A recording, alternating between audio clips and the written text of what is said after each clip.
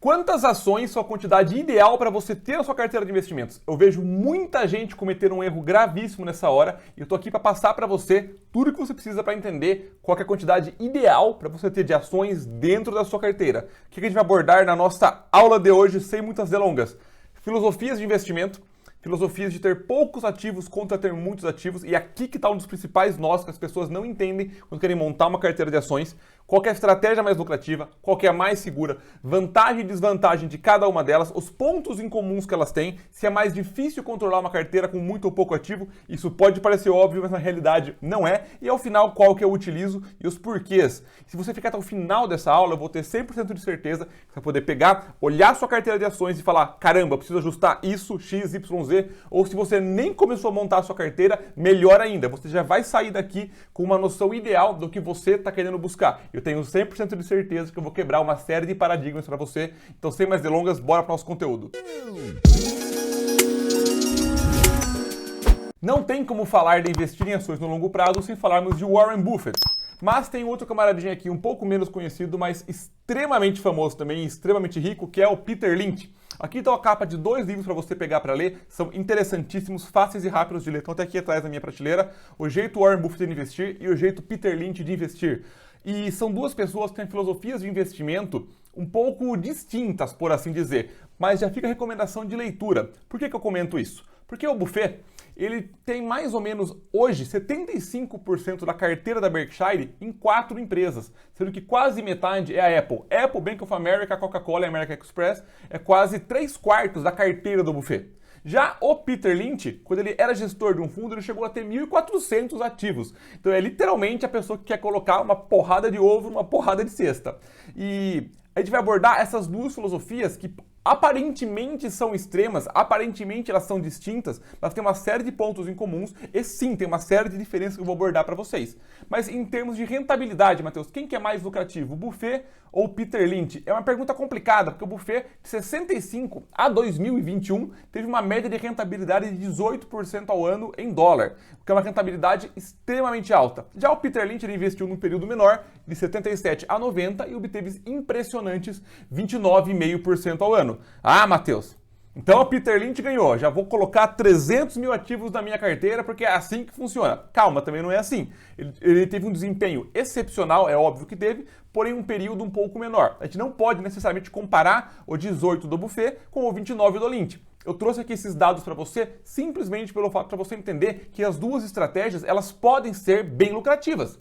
As duas podem ser bem lucrativas, só que algumas têm vantagens e desvantagens. Eu vou abordar essas duas filosofias pra gente agora, falando o lado positivo e o lado negativo. Então, volta aqui para a tela. A estratégia mais famosa e mais conhecida que as pessoas mais querem replicar é a estratégia buffettiana, de ter poucos ativos na carteira, 10, 15 ativos, algo nesse sentido.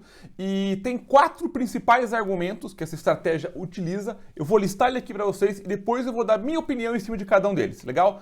Primeiro argumento a favor, e eles têm sentido, tá? Quanto mais ativos você tem, você se aproxima da média. Ou seja, se eu tenho 500 ativos na Bolsa Americana, no S&P 500, e eu comprei 400 ativos, eu vou me aproximar da média do meu resultado. E a racional é o seguinte: então vale a pena eu me expor de maneira passiva, comprar um ETF que replica o índice. Porque quanto mais ativos eu tenho, mais eu tendo a ir para a média. Quanto menos ativos eu tenho, mais eu tendo a poder me destacar da média. Esse é o primeiro raciocínio. Segundo, só diversifica quem não sabe o que está fazendo. É a própria frase do Buffett. Terceiro argumento, controlar muitos ativos é muito trabalhoso e foge do conceito de renda passiva. A ideia de renda passiva é não gastar muito no meu tempo com investimentos. Então, para que ter muitos ativos para consumir muito no meu tempo? E o quarto argumento, quando você tem muitos ativos, quando eu adiciono mais um, ele nunca vai ser um percentual muito significativo na carteira. Logo, nenhum ativo, visto que cada um é um pedacinho muito pequeno da sua carteira, nenhum ativo vai te deixar muito rico, nenhum ativo vai conseguir rentabilizar muito no longo prazo. Agora eu vou fazer papel de advogado do diabo e mostrar o outro lado da moeda, pegando cada um desses 4 argumentos e mostrando os principais contrapontos dele. Vamos lá. Pensando numa estratégia com muitos ativos. Primeiro argumento, quanto mais ativos eu tenho, mais me aproximo da média e mais vale me expor de maneira passiva. Eu vou defender o contra-argumento disso de uma maneira extremamente técnica e uma maneira muito lúdica, tá? Então, um dos dois jeitos tenho certeza que vai agradar você, então fica aqui nesses dois momentos. Vamos lá. Essa frase, pessoal, só tem sentido se você tem uma exposição de maneira aleatória. Como assim? A distribuição dos resultados de qualquer coisa usualmente tem essa distribuição gaussiana, que é a forma da curva de sino, de forma que a maioria do resultado fica no meio. E poucas empresas puxam o resultado muito para cima e poucas empresas puxam o resultado muito para baixo. A grande maioria tem um comportamento uniforme. E se você tem muitas empresas, a maior chance é que as suas empresas estejam dentro do miolo da maior parte das empresas e o seu retorno tenda a ficar na média. Nem muito desvio padrão para a esquerda, nem muito desvio padrão para a direita. Porém, isso tem um problema. Isso presume que você está pegando empresas de maneira completamente aleatórias. O que me impediria, na teoria, se eu soubesse o resultado das empresas, se eu soubesse o que está acontecendo com elas, de eu pegar essa parte aqui, de eu pegar grande quantidade de empresas que têm um retorno fora da curva? Por que eu não poderia pegar essa parte aqui do sino? Por que eu teria que pegar de maneira aleatória e dispersa? Então, isso presume que você não está filtrando as empresas. Se você realmente for pegar empresas de maneira aleatória, o seu retorno vai tender a ser um retorno médio. Por isso, se você escolher as empresas e selecionar baseado em algum critério, você pode filtrar a parte de trás do sino, que você tem resultados inferiores. Então, a ideia de você distribuir, ter muitas empresas é igual a um resultado baixo. Primeiro, o Peter Lynch provou que não é. E segundo, em termos matemáticos, quantitativos, isso só tem realidade se você fizer uma distribuição aleatória. Matheus, você falou de distribuição gaussiana, desvio padrão, travou. Tudo bem, pensa comigo agora de uma maneira muito mais simplistamente falando, este exemplo aqui, que você tem um balde com um monte de bolinha de cor diferente, beleza? Um balde com um monte de bolinha de cor diferente. E o que você quer fazer? Você quer pegar as melhores empresas, que são as bolinhas azuis, por assim dizer. As medianas são as bolinhas amarelas e as ruins são as bolinhas vermelhas. Legal? Se você pegar duas bolinhas, pode ser que você acerte duas bolinhas azuis e só pega um monte de empresa boa. Pegou duas empresas boas, legal? Duas empresas boas que vão explodir sua carteira para cima. Se você encher um balde e pegar um monte sem fazer nenhum filtro, concorda que dentro do balde vai ter quase a mesma proporção de bolinha azul, amarela e vermelha do que tem na piscina como um todo? Você pegou um balde bem grande, colocou lá, tirou, tá tudo aleatório. O balde vai ser uma amostra muito boa do que está na piscina. Mas é isso que a teoria diz, que se você pegar muito do que está lá dentro, você vai acabar pegando a média. Só que se eu estou olhando, eu estou vendo a cor das bolinhas, eu consigo, baseado em algum filtro, diagnosticar isto é uma bolinha azul, isto é uma bolinha vermelha, isto é uma bolinha amarela, eu tenho mais chance daquela bolinha de fato ser daquela cor. Você tem algum filtro para fazer isso, você tem mais chance de, dentro do seu balde, mesmo um balde grande, colocar mais bolinhas azuis, mais empresas melhores. Então, assim, uma vez que você adiciona algum filtro e você consegue tentar selecionar o que tem mais sentido para você, a dispersão, ela não fica mais aleatória. Você não está pegando um balde dentro de uma piscina de bolinhas completamente aleatórias. Você está olhando da piscina, você não sabe exatamente a cor, porque uma cor é um indicador só, a cor é binária, mas dentro das empresas tem uma série de fatores, mas uma vez que você tem algum filtro, você consegue, mesmo pegando muitas, que vão vir bolinhas vermelhas sem querer, vão vir bolinhas talvez amarelas sem querer, mas vai vir muito mais bolinha azul, porque você está olhando, escolhendo as bolinhas azuis. Então o primeiro argumento é esse, tá? Ter muitas ações não é necessariamente igual ter um retorno mediano. O Peter Lynch na prática provou isso, a matemática prova isso, e você pensando no exemplo das bolinhas também tem bastante sentido. Legal? Então, o primeiro contra-argumento está quebrado. Segundo, só diversifica quem não sabe o que está fazendo.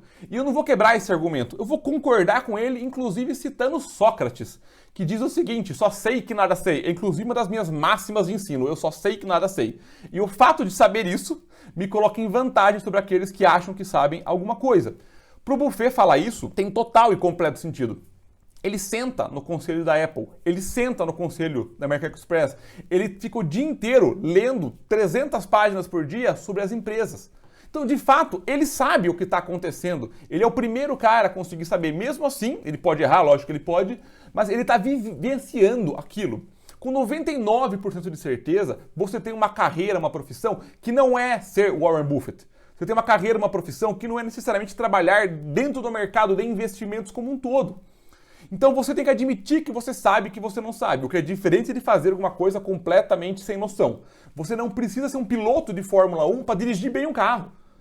Não tem que ser um mecânico para ter um bom carro. Você tem que saber dirigir, engatar marcha, abastecer, fazer a revisão, cuidar do seu carro, entender o que afeta o seu carro e focar no seu carro te levar onde você quer. É isso que a sua carteira de investimentos tem que fazer, tem que te levar aonde você quer.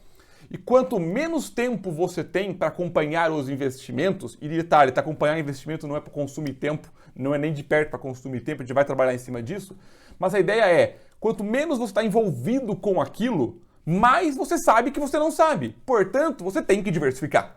Eu tenho que diversificar, e mesmo sendo o meu dia a dia, eu tenho que diversificar, eu gosto de diversificar, eu prefiro diversificar, porque eu sei que nada sei. Eu não estou sentado no conselho da Ambev, por mais que eu seja sócio da Ambev. Eu não vou dar uma opinião do próximo futuro da gestão da WEG, por mais que eu adore e seja sócio da WEG.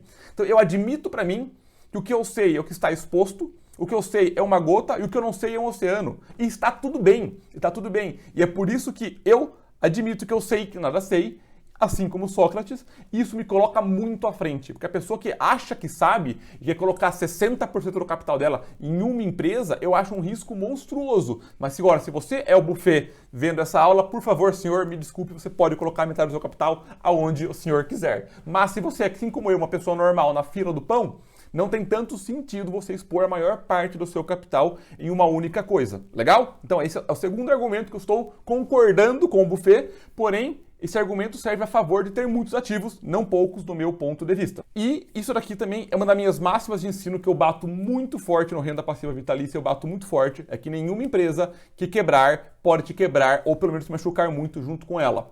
Nada pode acontecer. Ninguém conseguiu prever uma pandemia, uma queda da barragem da Vale de Brumadinho, uma crise imobiliária de 2007, o subprime, a crise da Bordas.com, ninguém prevê.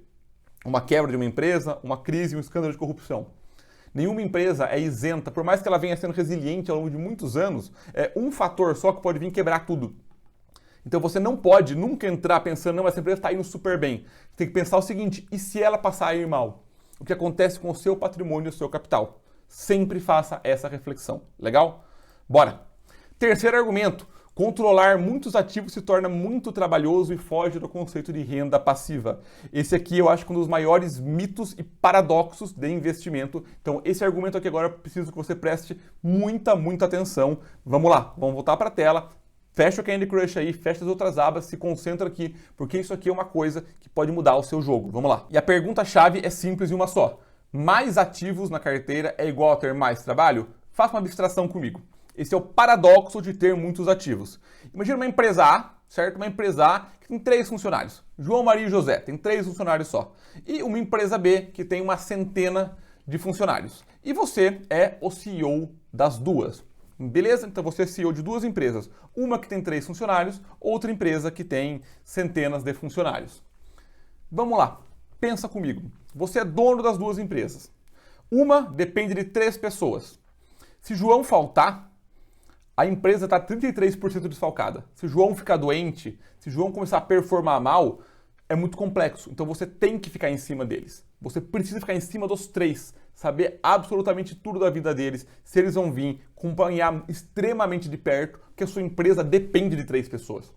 Apesar de você saber mais sobre eles, você depender só dos 3, tem que ficar absurdamente em cima.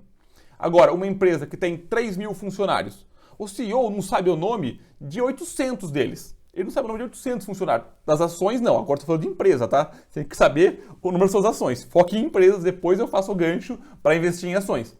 Ele não sabe o nome. O que ele acompanha?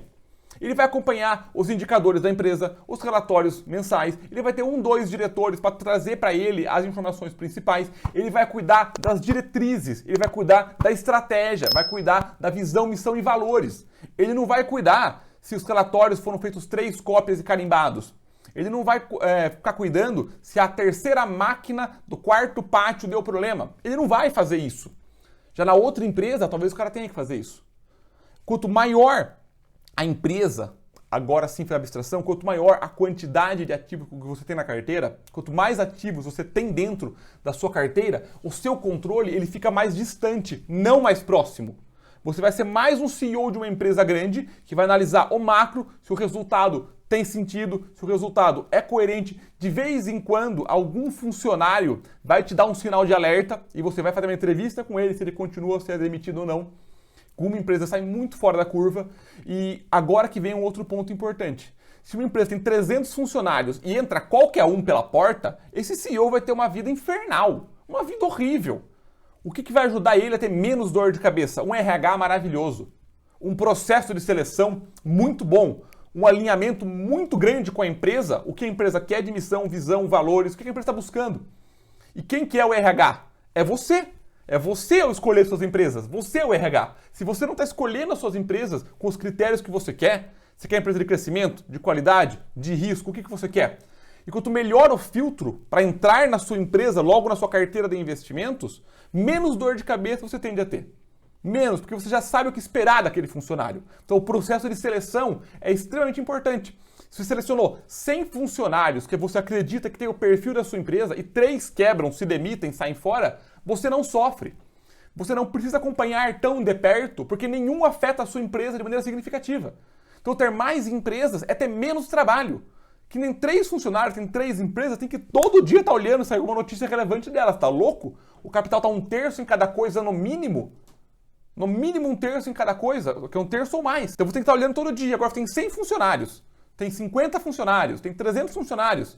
Se um faltou, a sua empresa nem sente aquilo. Então você, uma vez feita a boa seleção, o esforço está na seleção, mas é um esforço só e depois deixa trabalhar.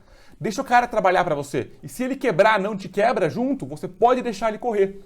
É o paradoxo dos investimentos. É o paradoxo, tenho mais empresas, tem menos trabalho. Porque você pode ficar mais de longe, sendo mais um CEO administrando. E é óbvio que, de repente, você vai, nos seus aportes mensais, uma empresa caiu 80% a cotação, quando você for fazer o aporte e abrir sua carteira, você vai ver, aí você vai enxergar o que aconteceu. Aí você vai buscar o que aconteceu. É óbvio, mas isso é muito a exceção, não a regra. É muito a exceção, não a regra. Enxerga? Como é mais fácil você administrar mais ativos do que menos? Para mim é muito mais fácil eu controlar mais ativos do que menos. Quanto menos ativos eu tenho, mais do meu capital está exposto, mais preocupado eu fico, mais de perto eu tenho que acompanhar. Bacana? Então, para mim, esse é um dos principais pontos de quebra do argumento de que ter mais ativos é mais trabalho. Para vocês terem uma ideia, eu acompanho a minha carteira uma vez por ano. Uma vez por ano eu vou revisar os meus ativos. Uma vez por ano. Se eu comprei uma empresa, eu fiz uma boa análise, por que eu vou sair antes de um ano? Não investi por longo prazo? Aí dá 3 meses, cai 20% e eu saio fora? Não tem nexo isso. Eu não entrei com o conceito de ser sócio. Não tem o menor sentido você fazer isso. Beleza? Então vamos lá para o próximo argumento. Quando se tem muitos ativos, eu adiciono mais um, o percentual é tão pequeno que isso não vai dar um resultado muito significativo para mim. Então, é um argumento contra você diversificar demais. Porque, poxa, eu tenho tantos ativos, tenho 100 ativos. Vou colocar mais um, vai ser o quê? 2% da minha carteira. Então, isso não tem como dar um resultado muito grande para mim. E eu estou aqui para discordar disso, tá? Eu peguei essa simulação aqui no site da Hashdex.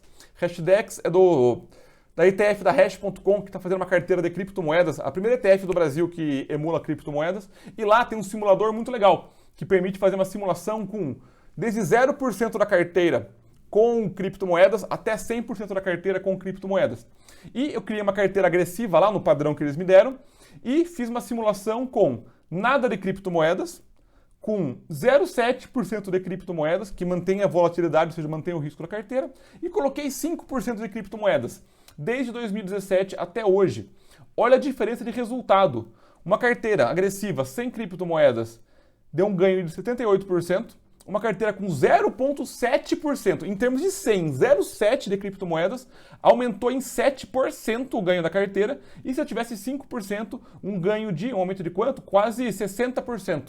E colocando aqui em escala, R$10.000 teriam virado 17.800 sem cripto e 23.300 com cripto. Ah, Matheus, deu para comprar criptomoedas? Não, eu usei aqui um exemplo de colocar uma coisa desconexa, com uma correlação baixa, um percentual pequeno. O resultado foi bem parecido com quem há 20 anos colocou 2% da carteira na Apple, que fez o capital vezes 200. Então isso acontece também. Por que eu estou trazendo esse ponto aqui?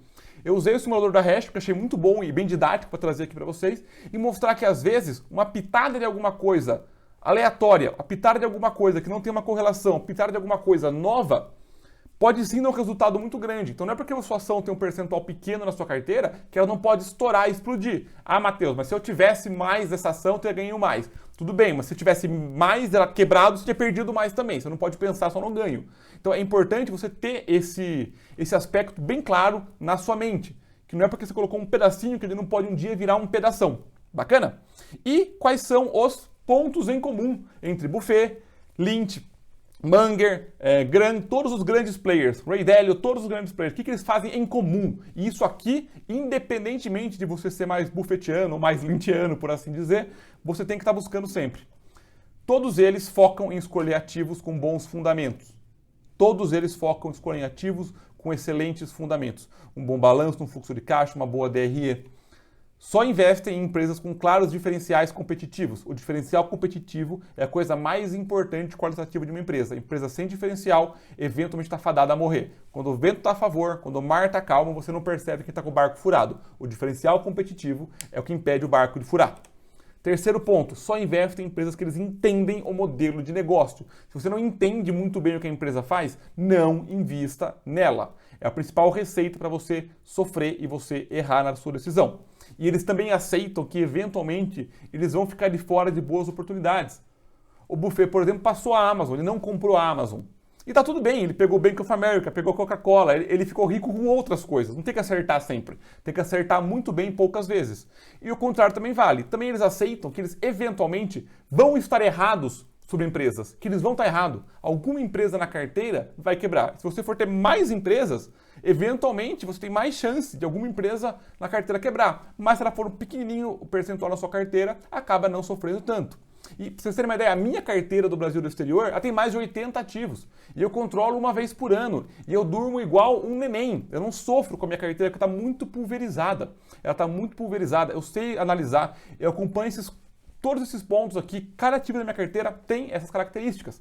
Você não tem que se ater à quantidade de ativos que você tem, e muito mais a qualidade deles. E você pode pegar essa aula e basear o que tem sentido para você e o que não tem. E se você quer se aprofundar e realmente aprender a analisar ações do jeito profissional, com a metodologia, um passo a passo mastigadinho, para pegar você do zero, até você montar a sua carteira de investimentos, não só de ações, mas fundo imobiliário, renda fixa, uma carteira global que vai te levar para a independência financeira, conheça o Renda Passiva Vitalícia. É o primeiro link aqui embaixo, é o curso de investimentos mais completo da internet. Se ele não for, eu devolvo o seu dinheiro, tá? 7 dias de garantia para você ver, conhecer o curso com zero compromisso. Tenho certeza absoluta que você vai adorar e vai mudar completamente como é que você investe, encara o seu dinheiro e tem qualidade de vida. Show? Então, gostou desse vídeo aqui? Deixa o like aqui embaixo, comenta o que você achou dessa aula, quantos ativos você tem, tô curioso para saber. Comenta para mim quantos ativos você tem na sua carteira para te fazer uma discussãozinha aqui bem legal. E eu vejo vocês na próxima aula. Forte abraço!